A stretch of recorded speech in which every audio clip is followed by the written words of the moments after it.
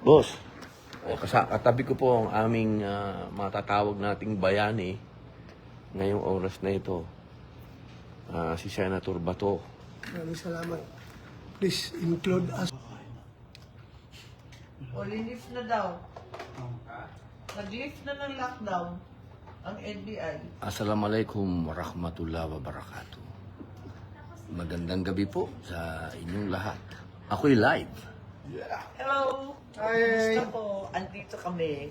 Nag-iintay. Ayaw namin iwanan si Bato, my love. Wawa naman. Hi everyone, kain po tayo. Ang aming bagong... Hindi. Di ba ikaw ang majority floor leader? Tinuturo ko nga siya. Ganun? Acting. Acting. Oo. Ayan. Boss, Idol Robin. Opo. Lilift na po ang lockdown. Hindi na hostage ang Senado. Sino namang hostage sa Senate? Ba't nila-lockdown yung Senate? Ba't tayo kinukulong? Robby, sanay ka na doon. Kung pangungulungan lang medyo may experience tayo dyan. The NBI inspects every vehicle leaving the Senate premises, going in, going out. Lahat ng klaseng inhustisya naranasan ni Robin. Oo. Awa ng Diyos Bakit ko, ganun? mag-anak ko rin. Bakit ganun? Bakit? Awa ng Diyos ko, mag-anak ko rin. Ganun ha? Ramos! Ah. Ungas na. Ay, patay na pala. Sorry. Naka-lockdown pala tayo? Oo, ngayon lang linif. Oo. Oo, nila-lockdown. Lahat ng tao hindi makalabas, hindi nila makapasok. Sila nag-decide. Tapos, ginulpi nila yung OSAA kasi pilit nila pinapasok ang Senator's Lounge. Kung saan bawal lahat ng tao pumunta kung hindi ka senador. Bugbog. Binugbog? Binugbog yung security ng Senate. No, Kasi hinaharam ng tao. Katabi ni Kwan ni Joel sa clinic. Wawa naman. Wawa. Tama ba yun? Bawal yata yun Hindi naman yata nila dapat ginagawa yun. We moved for the... We cited them in contempt kanina. Dapat... Bakit? Maintindihan? Bakit ganun kalakas ang loob nitong mga... Yeah. Unbelievable. We're still ruled by laws. Di ba bureau lang yun? Oo. Anyari? Tapos mismo yung DOJ, sinasabi na wala namang warrant of arrest na natanggap para kay Bato. Ano yung binabandera nila? Di ba sampi na lang? Hindi naman sila pwedeng mag-issue ng warrant Kailangan pumunta sila sa korte. At sila mamadali pat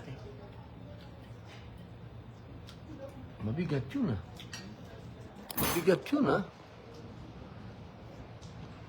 siyempre po, wag daw natin iwan si Bato, sabi ng mga tao. walang iwanan. Matutulog na kami rito. Uy, Ano? ako din. Dito na ako matutulog. Bato, pagka ma-high blood, nakaka-high blood na yung Ang ginagawa dapat nila. pinaka-relax. Boss, katabi ko po ang aming matatawag nating bayani ngayong oras na ito. Si Senator Bato. Maraming salamat. Please include us in your prayers. Wag daw po kayong iwan. Sabi ng mga tao, wag daw namin kayong iwan. Salamat. Mga mahal kong kababayan, ito pong nagaganap ngayon dito sa Senado. Medyo ito po ay extraordinary. Dahil nung ako po ay nangyari na po ito nung panahon ni Senator Trillanes. Meron din pong warrant na lumabas sa kanya at ako din po ay nandyan sa baba. At gustong-gusto ko pong tinatawag na citizen's arrest. Pero hindi po ako nakapasok nung panahon na yun. Mahigpit. Opo. Pero ngayon, nakapagtataka, nandito na po sa loob ng Senado ang NBI. At bukod po nandito sa loob ay nang bugbog pa ng tinatawag namin, matatawag natin parang pulis natin dito sa loob yun, di Pulis ba? ng Senado, oo. Pulis Pulis na. ng Senado. Pulis ng Senado. Oo. Medyo kagulat-gulat po yun. Sapagkat, siyempre po, pagdating po dito sa Senado, dapat ang nasusunod ay yung pulis po dito. Kumbaga, para po dyan lang yan sa... bawa, pumunta ka sa UP, di ba? Sa UP may pulis din. O, yun ang nasusunod sa UP. Yung pulis doon, sa Congress, ang nasusunod, yung sergeant at arms yun, at yung mga tauhan din niya. Pero dito po, sa Senado ngayon, medyo malungkot po yung balita na yun dahil parang yung amin pong independence. Parang yung aming independence ngayon ang parang wala na. Parang nawalan tayo ng kapangyarihan, pare ko doon. Di ba parang ganun yun? Oh, naka-lockdown nga, hindi nga tayo pinapalabas eh. Kaya nga po mayroong Tinulungan batas, nga tayo, eh. meron po sa Revised Penal Code, yung Article 145. Hindi po pwede na harangin ang sino man, Kongreso man, sa Senado man, na hindi niya magawa yung kanyang tinatawag na constitutional duty to serve as elected official. And it's a crime. Kaya po talagang yun nga po yung balak gawin ng Senado as an institution to file charges against these individuals. Kasi hindi ho talaga nangyayari yun. Kaya nakakagulat po na ngayon lang nangyari itong imagine ho, nandito na mismo sa premises ng Senado. Hindi papayagan o iba-block na maka-attend, makapag-participate ang isang elected official dito sa Senado sa katauhan ni Senator Bato. Yun po, malinaw na po yan. Galing na po yan sa masasabi nating veterano dito. Ako din po nagtataka talaga dahil ng panahon po ni Senator Trillanes, hindi ako nakaporma dyan sa babae. Talagang nandyan lang ho ako talaga sa parking. Hindi po ako nakapasok ng Senado noong panahon na yun. At may nagsasabi din po na yung hawak daw ni dating Senator Trillanes, sabi naman ni... John Vic Remulla, Oo. ang sinabi na hindi naman daw bahagi ng PCTC si Trillanes at wala naman daw natatanggap pa na warrant of arrest. So ano kaya yung binabandera? Yung kanina. Oo. At saka sheriff na ba siya ng ICC? Kakabot ulo eh. Oo, parang ganun. Parang ganun nga ang dating. Pag nagsaserve ka ng warrant, sheriff ka. Sheriff ka, ano? Oo, naku, may bago pong sheriff ang Ang ICC. ang ICC. Na Pilipino. Na Pilipino. Same Opo. Aba, ibang klase yun, ha? Opo. Talagang, Wala na, anarkiya. oo, medyo nakakatakot po yan. Wala na, anarchy ang title. Yan po ang mga pangyayari dito sa Senado ngayon. At Mga dito, kababayan ko, wag natin pabayaan si Senator Bato. Dito po kami ngayon sa Senado. Paglaban natin ang kanyang karapatan. Dito si Senator Robin. Ito Senator Bato. Mga kababayan ko, wag natin pabayaan Senator Bato. Mga kabayan ko, trust in God. kaya po, To trust in the Lord our God. 30,000 po ang nanonood sa atin, ha? 30,000. Ngayon, ang nanonood sa atin, na mga kababayan natin, andito po ang ating bayani ngayon. Aarestuhin ako. May warrant of arrest daw si Trillanes na hawak. Hindi naman siya ICC, hindi siya PCTC, pero siya may hawak. Pero ayaw niya ipakita sa tao dahil somewhat spurious yung kanyang warrant of arrest. Wala klaro, hindi klaro. Hindi klaro yung kanyang warrant. Wala daw case number. Meron doon is lang yung situation number lang. So malabo ito maging warrant of arrest. Kaya pinipilit niya na secret daw. Kasi gusto nila kung pilit na kung dadalhin sa dahig. Surrender doon. So sana, suportahan ninyo ako mga kaibigan, suportahan nyo kami. I am doing this not for myself, but for the sake of our country. Pilipinas lang nakataya dito. Soberenya ng Pilipinas ang nakataya dito, kinabukasan ng ating bansa. Sana suportahan ninyo kami sa aming pakikibaka dito dahil hindi po ito biro. Kami po ay ako'y naging chip in lang para magtrabaho. Tapos ganun na lang gagawin nila kahit na wala pang klarong warrant of arrest. Dinideny ng DOJ na walang arrest warrant ng ICC na nakarating sa kanila. Ngayon, itong isang private individual na si Trillanes, meron siyang hawak-hawak. How come? Ano ba itong privatized na itong trabaho ng ICC? Tapos ayaw nila ilahad. Secret ko, no? Malaking kahibangan ito, mga kaibigan, mga kababayan. As I have said, haharapin ko yan kung idaan lang nila sa proseso. Kung merong totoong warrant of arrest, dalhin nila sa local court, ayusin nila, then pag-usapan natin at haharapin namin yan. Hindi yung dalhan ka ng papel na hindi klaro. Most likely spurious na warrant of arrest daldalan Trillanes kasi gusto niya madala ako doon sa dahig for rendition. Sino si Trillanes? Hindi siya Interpol, hindi siya ICC, hindi siya PCTC, private individual. Pero siya may hawak ng warrant of arrest na gusto i-implementar kasama ang mga NBI. So, ganito na ba ang ating gobyerno? Mga kaibigan, mga kababayan, napakasama po sa nangyari. Ako'y binoto ng 20 million na Pilipino para magtrabaho. Ngayon, pinipigilan lang akong pumasok sa Senado dahil ayaw nila na maagaw namin ang liderato ng Senado.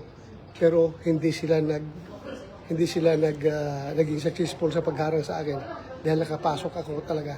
Nagipagbunuan ako sa kanila. Makita niyo sa video. Nakipaghabulan ako sa kanila dahil gusto ko talaga pumasok dito. Hinaharang nila ako para hindi aabot ng 13 yung boto namin. Wala kami majority para tuloy pa rin yung state of affairs ng ating bansa. Walang mangyayari sa problema sa korupsyon. Ngayon, na kami na ang may hawak ng majority sa Senado. Asahan po ninyo mga kababayan, everything will fall into its right places. Hindi naman tayo natin namin personal, pero trabaho lang ito. Trabahoin natin. So yun lang sana. Sana masuportahan nyo kami dito dahil ibang usapan na ito. Sobra na. Sobra na mga kaibigan. Hindi na ito tama. Sana makakuha kami ng suporta galing sa inyo. Ako'y nakikiusap sa inyo, mga kaibigan, mga kababayan. If you love your country, you love the Philippines, please help us preserve the sovereignty of this country. At ang Senado na isang institusyon na nirespeto, na sa ngayon ay binabaliwala na nila, talagang hindi na sila nagrespeto sa Senado. Wala. Kawawa ang bansang Pilipinas. Matanda naman ako. Okay na ako. Pero kawawa yung ating mga anak, mga apo natin. Magkakaroon ng ganitong klaseng bansa. Magtutulungan po tayo mga kababayan. Ako yung apila sa inyo. Sana magtulungan tayo. Suportahan niyo kami dito sa aming pagkikibaka. It's not all about me. Hindi lang ito kay Bato. Kundi para sa lahat ng Pilipino na ito. Hindi gustong yurakan yung ating soberenya. Kawawa ang Pilipinas. So yun lang po. Salamat sa pagkikinig sa akin. Thank you very much. Maraming salamat, Senator Bato. Narinig niyo po ang ating bayani sa mga oras na to. At narinig niyo naman po, malinaw po. Yung binubog na NBI na sa jet at arms natin nandun sa clinic, dapat makita nila kung ano na klaseng pangbababoy ginagawa sa atin. Sobra na. Ako, sana natitira pa rin sa bawat puso ng isang PMA graduate yung courage, integrity, and loyalty. I am soliciting their support. Mga cavaliers ko sa Philippine Military Academy. Courage, integrity, and loyalty. It's no longer personal to me. It's an attack to the institution, the Senate, at yung ating soberenya as a nation. So sana tayo, mga kabalyers, mga bugo-bugo, magising na tayo. Magising na tayo. Sana yung when bells for us are rung and our last stops is sung, let generation see our country free. So, marami tayong mga upper class, mga ninuno sa PMA na binuwis ang buhay para dyan. Sana, we will live up to the standards. Thank you. Salamat.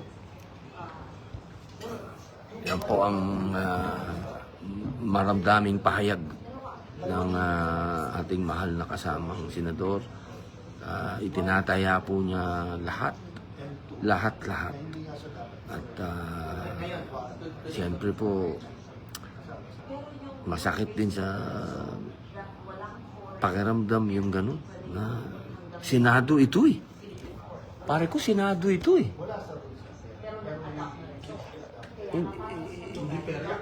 Hindi ko talaga maatim eh na ito ay kasama sa 3 haligi ng gobyerno. Hindi ko ma-imagine na gawin nila sa Supreme Court to, pare. Na pasukin nila ng ganito. Parang napaka-imposible na nangyayari ngayon to. Pakikurot nga ako. Ano ba ito? Ano ba? Naginip ba ako? Yung justice, mo pa. Oo, hindi ba? Parang kasi po 3 po ang parte ng gobyerno. Andiyan po yung executive, andiyan din po ang judiciary, nandiyan po ang legislative. Kami po yung legislative. Yung judiciary, yan po yung mga judges. Yan pong executive, yan po, yan ang Pangulo, Vice President, Secretary ng DOJ. Ito pong nambugbog dito, parang isa lang ito sa sangay ng Department of Justice. Hindi po siya yung main na lumusob po dito at nanakit pa. Medyo, mga kababayan, wala sanang sagasaan ng authority at kapangyarihan. Maging patas po tayo dahil sa ilalim ng batas, tayo'y pantay-pantay. At wala pong pwede na above the law. At hindi rin po pwede yung you will bend the law. Hindi po pwede. Lahat po tayo kailangan ay sumunod sa batas. Yun lamang po, mga mahal kong kababayan. At antabayanan ninyo kung ano po ang mangyayari. Pero sa ngayon po ay under protection ng Senado si Senator Bato. Maraming salamat po. Ayan po sila. Nagkakaroon ngayon ng pag-uusap.